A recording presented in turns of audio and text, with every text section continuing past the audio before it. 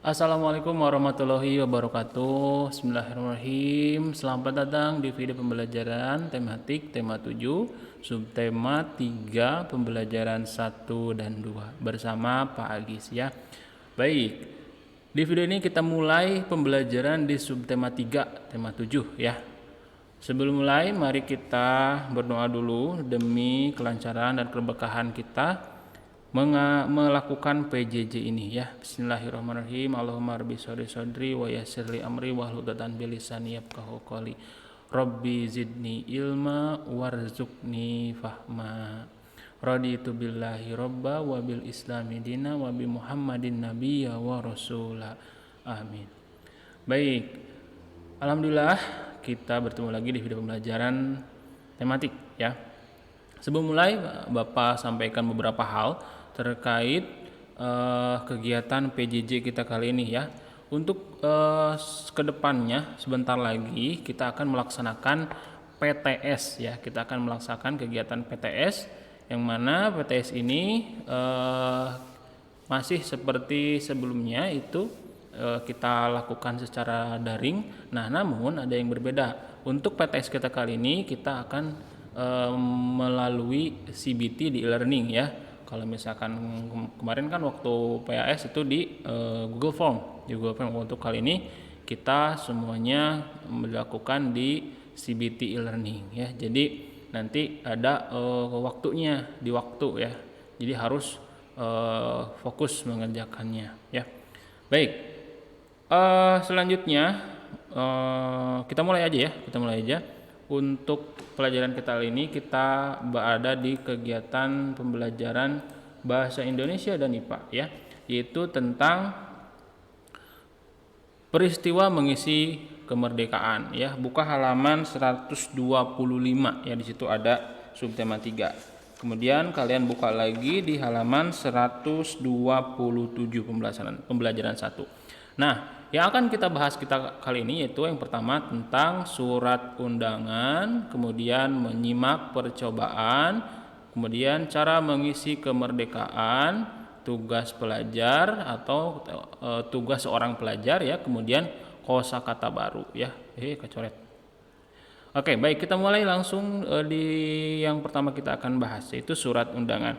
Kalian buka juga di halaman 127 ya. Nah, surat undangan. Kita mulai. Surat undangan itu dibuat oleh seseorang atau instansi yang ditujukan kepada seseorang atau instansi untuk menghadiri suatu acara yang diadakan pihak pengundang ya. Nah, artinya surat undangan ini bersifat resmi ya kalau misalkan ditunjukkan atau dibuat oleh instansi-instansi tertentu ya. Kemudian suatu penghormatan kepada orang yang diundang. Nah, surat undangan ini otomatis kata awal katanya dari undang. Kalau undangan berarti ada akhiran an, itu artinya mengajak atau memberitahu untuk hadir gitu. Itu adalah surat undangan. Ada juga beberapa surat, adalah surat pemberitahuan, ada surat himbauan ya. Itu macam-macamnya. Kita bahas surat undangan. Nah, di sini kalian buka di halaman 128 ya. Di situ ada contoh surat undangan resmi ya. Contoh surat undangan resmi itu kita pelajari satu-satu. Dari atas dulu. Nah, di sini ya. Di sini ada namanya kepala surat. Yang ini kepala surat itu yang ini ya. Ada logonya, ada nama instansinya, kemudian ada alamatnya. Atau bisa juga disebut kop surat. Kop surat. Nah, ini bagian sini ya. Kemudian yang kedua ada tempat dan tanggal surat, di mana surat ini dibuat dan kapan surat ini dibuat, ditulisnya biasanya di pojok kanan atas di sini ya. Kemudian ada nama dan alamat tujuan, kemana surat ini dituju ya, untuk siapa surat ini dituju ditulis di bagian sini ya. Biasanya kalau surat resmi di situ ada nomornya di sini, tapi ini tidak ya. Nanti kalian bisa lihat lagi ya. Kemudian kita beralih ke bagian pembuka. Nah, di sini pembuka. Pembuka di sini bermacam-macam. Bisa salam hangat, kalimatnya bisa dengan hormat, bisa dengan ucapan salam, assalamualaikum warahmatullahi wabarakatuh, atau lainnya. Yang penting salam pembuka ya. Salam sejahtera kayak gitu, macam-macam ya. Nah, kemudian beralih ke bagian tengah. Di sini ada isi surat. Isi surat itu adalah maksud. Maksud surat itu apa sih isinya? Mau apa sih surat ini tuh gitu ya. Nah, sesuai dengan judulnya surat undangan, di sini itu mengundang ya. Biasanya kalau surat undang itu isinya adalah alamat, waktunya kapan, tujuannya apa gitu ya, keperluannya apa. Nah, di sini dituliskan ini tanggalnya Kamis, waktunya jam 8, tempatnya di balai desa. Ngapain di sana tuh? Nah, ada rapat pembentukan panitia, misalkan kayak gitu ya. Nah, ini adalah isi surat. Kemudian selanjutnya di sini ada penutup surat. Penutup surat bertujuan untuk menyimpulkan ya, menyimpulkan apa yang dimaksud. Nah, demikian surat ini yang kami sampaikan, semoga menjadi perhatian ya. Jadi sebagai ungkapan penegas ya, penutup surat itu. Nih penutup surat. Kemudian kita beralih yang paling bawah itu ada pembuat surat. Pembuat surat di sini, yang membuat surat ini siapa di sini? Ada, bisa dituliskan tanda tangannya atau namanya di sana ya. Macam-macam bentuknya ya. Biasanya di sini juga dituliskan tanggal pembuat surat juga. Kalau tadi udah ada di atas, kalau ada juga yang penulis suratnya ditulis tanggalnya di bawah gitu ya. Itu macam-macam. Kemudian tanda tangannya itu sendiri atau berdua atau lebih, bisa, itu tergantung instansi. Kalau misalkan ada ketua panitia, ketua pelaksana, bendahara, sekretaris, kepala desa, mungkin ada di sini ditulis tanda tangannya, macam-macam. Nanti kita bisa diperjelas lagi ya. Oke, itu untuk surat ya. Kemudian kita lanjutkan. Nah, tugas pertama yaitu kamu buat surat undangan dengan struktur seperti surat di samping. Kayak gini ya yang kita bahas tadi. Kamu buat di buku catatan tematik aja, nggak usah di kertas lembar. Di buku catatan tematik buat contohnya seperti ini. Nah, namanya bebas, kop suratnya bebas. Kamu mau kayak gimana ya, misalkan mau ikutin kayak ini juga boleh, misalkan pakai nama kamu juga boleh, mau mengirim ke siapa juga boleh. Tujuannya sama kayak gini ya, rapat ininya kayak gini. Nah, sama boleh kamu buat di surat ini di buku tematik kamu di satu lembar baru ya. Nah, kemudian kirim ke KI 3 bahasa Indonesia ya. Itu untuk tugas bahasa Indonesia. Masih ada lagi, kita lanjut ya. Oke, kita teruskan. Kita beralih ke IPA. Kita menyimak percobaan. Seharusnya sih ini kalau misalkan kita di kelas, ini kita praktekkan ya. Ini kita praktekkan di kelas. Seperti ini. Cuman agar paham saja, mari kita simak. Tidak usah dipraktekkan di rumah. Kalian simak aja ini ya. Oke, yang pertama itu kita, kok jadi langsung nomor 2 sih? Oh, coba kalian buka di halaman 129 ya. Di situ ada melakukan percobaan penyubliman. Perubahan wujud zat menyublim. Menyublim itu adalah dari zat padat menjadi zat gas. Itu namanya menyublim. Ya, pertama-tama kita siapkan dulu alat dan bahan. Alat dan bahannya ada batu bata, ada lilin, ada kaleng ya. Ada piring, kemudian ada 1 butir kapur barus, itu yang kamper ya kalau kita ininya. Kemudian disiapkan bentuknya seperti ini. Kemudian yang kedua, masukkan pasir sampai mengisi sepertiga kaleng. Sepertiga kaleng berarti otomatis setengahnya dari sepertiga lah ya, nggak penuh berarti kalau sepertiga. Kemudian bagian 3, masukkan kapur barus ke dalam kaleng. Kapur barus kampernya masukin, kemudian tutup kaleng dengan piring logam. Nah, yang kelima, nyalakan lilinnya, panaskan di bawah sini ya. Kemudian diamkan selama 10 menit sampai lilin ini menyala ya di bawah kaleng itu. Nah, apa yang akan terjadi ya? Nah, kalian boleh lihat itu proses penyubliman, cari aja di YouTube ya. Kalau informasi lebih jelasnya. Jadi kenapa harus ada pasir masuk di sana ya? Karena ketika panas itu, sumber energi panas lilin itu lama-lama memanaskan kaleng, si kapur barus dengan pasir itu akan menyatu ya, akan menyatu dan akan menguap ya, bukan menguap menjadi asap hilang ya, tapi ketika setelah dingin kembali dia kapur barusnya itu akan kembali padat gitu ya, akan kembali padat, cuman akan bercampur dengan pasir si kapur barusnya. Jadi tidak, kalau misalkan kapur barusnya putih,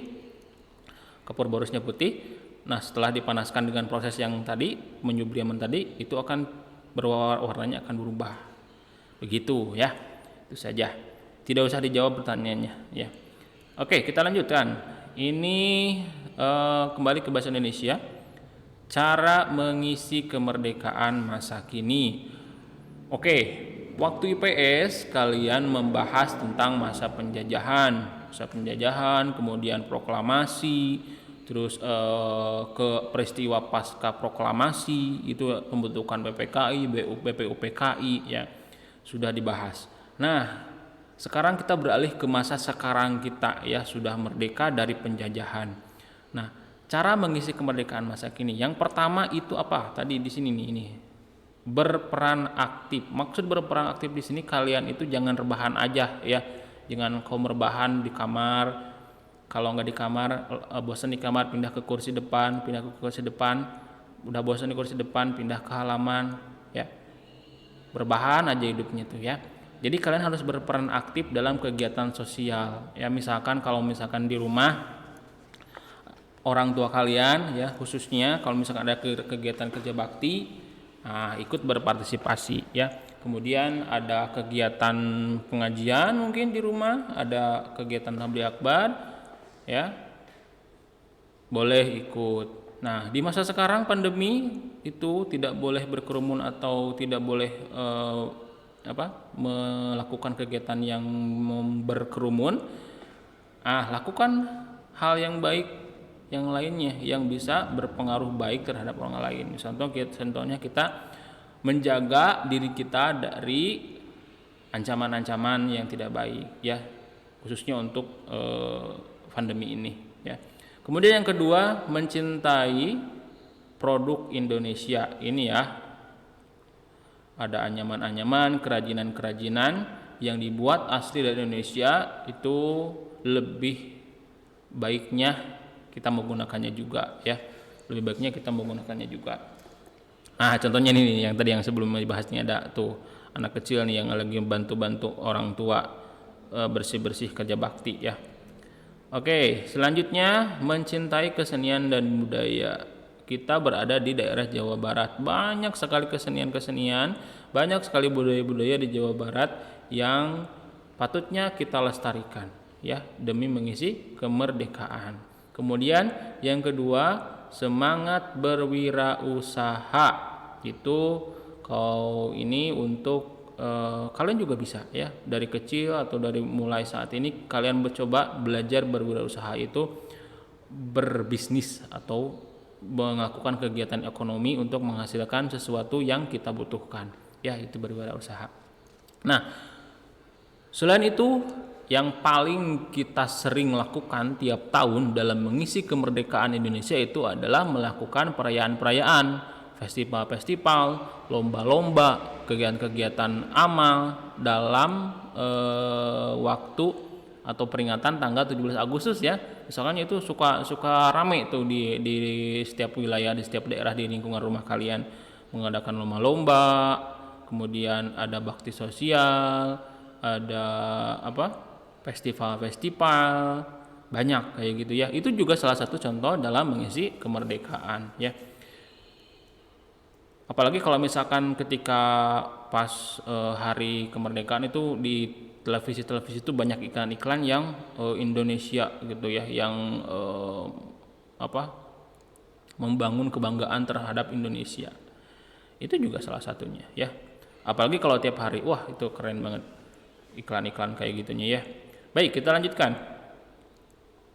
Nah, tugas pelajar dalam mengisi kemerdekaan, khususnya untuk kita ya, kalian para pelajar, anak-anak pelajar, siswa-siswa sekolah ya.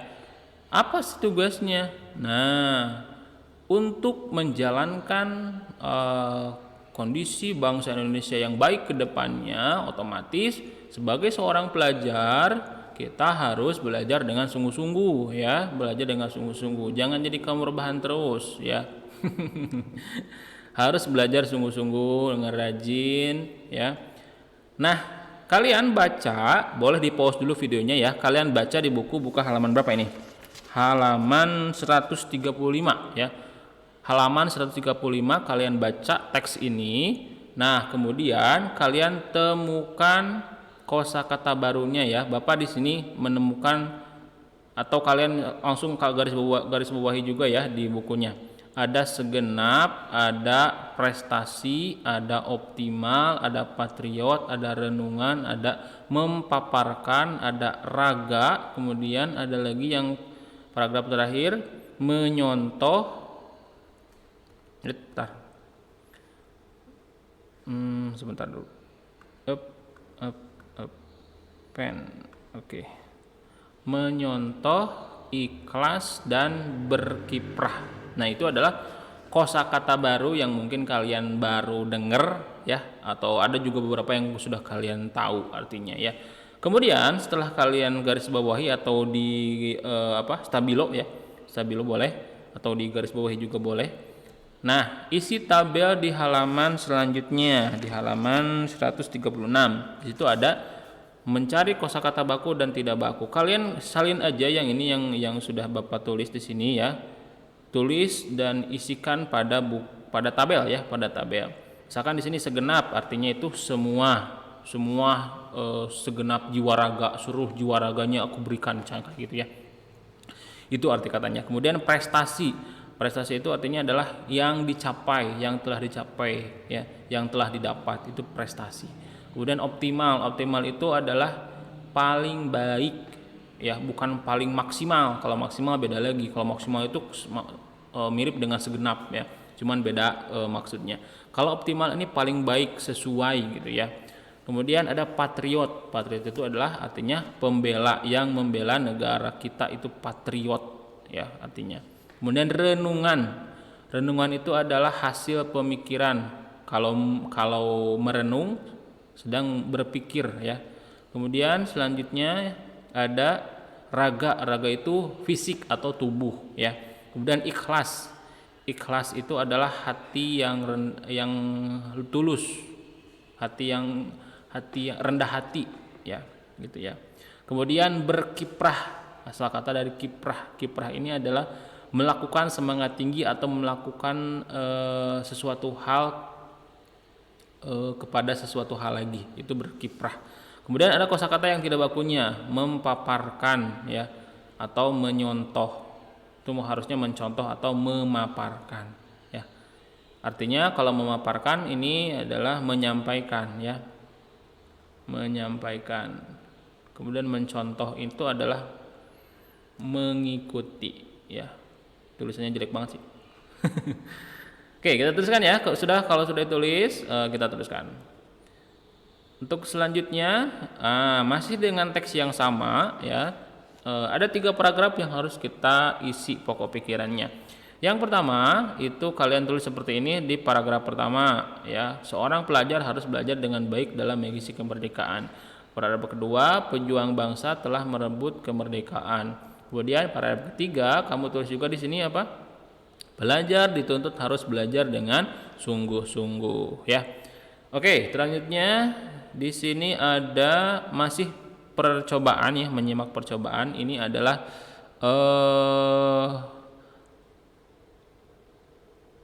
garam ya, air larutan garam. Yang pertama alat dan bahannya air laut atau air lautan garam, air yang dikasih garam kemudian diaduk-aduk, itu jadi air larutan garam. Kalau air laut kita harus ngambil ke laut, itu baru air laut ya. Kemudian kaleng bekas susu, kemudian lilin, dan 4 buah batu bata.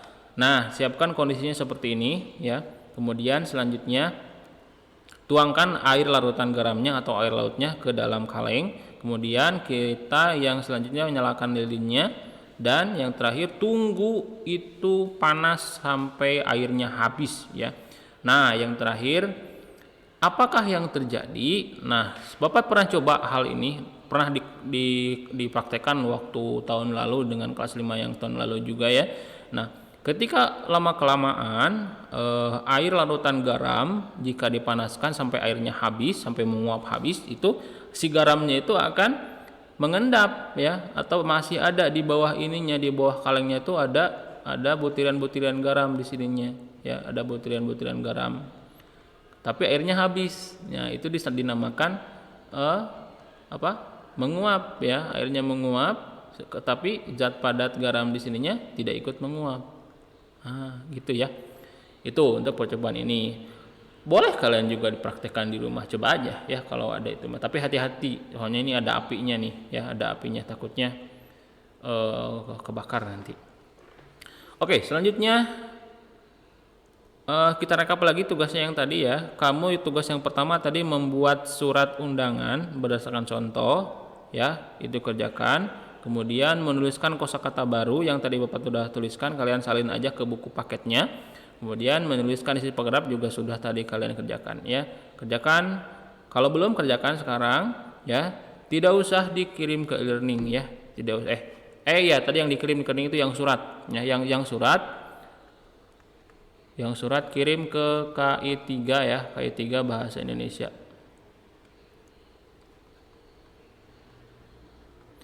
Kirim ke KI 3 Bahasa Indonesia ya, untuk yang surat. Sudah pahami ya? Alhamdulillah kalau sudah ya. Itu saja untuk video pembahasan matematika kita kali ini. Tematik ya. Tematik.